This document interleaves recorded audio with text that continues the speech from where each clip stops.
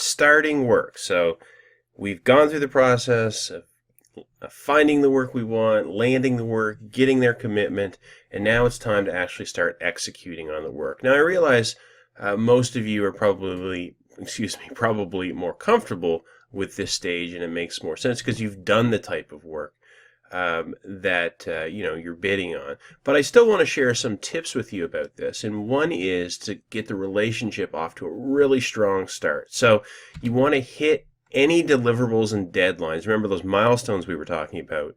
You want to hit them and even get them done a little bit early. So here's an example, maybe of a programming and some design milestones from a freelancing job, and you want to make sure that you hit these milestones in the time frame that's associated with them. We don't see the date here, but these are milestones that you want to hit. So you want to make sure you hit those. That's going to incredibly boost the trust that your employer has in you, and get them excited about you.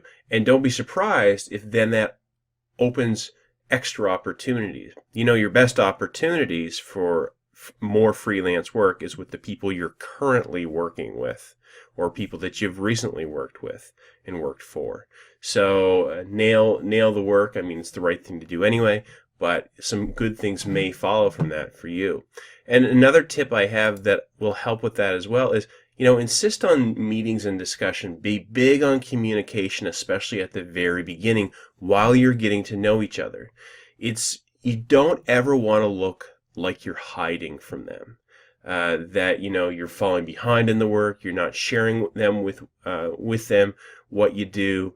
You just don't want, even if that's not what's happening, you want to make sure that it doesn't appear that way. Remember, these people are investing in you, and some of them may be investing significantly, and it might be hurting them a little bit financially. They're taking a risk, so make them feel really good about you. And they may or may not want to have face-to-face meetings, but you could send them an end-of-day email report just on the 2 or 3 or 4 items that you've worked on, the progress that you're making. Throw in a couple questions there. You got to think about the psychology of this relationship, and you're doing freelance work in almost every case. You're not in the same location. There's not going to be an opportunity to physically meet. And so these things become even more important.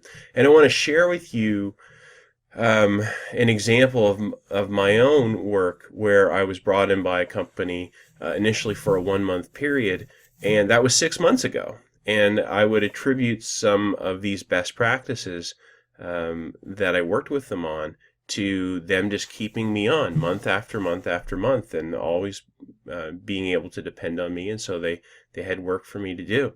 So you should always be looking for opportunities. You don't want to be too aggressive on that, but just sharing your recommendations and your input could very well lead to new opportunities. So so just some advice here on getting started and how to really make them feel good about hiring you, and even open additional doors for financial opportunity and work opportunity for you.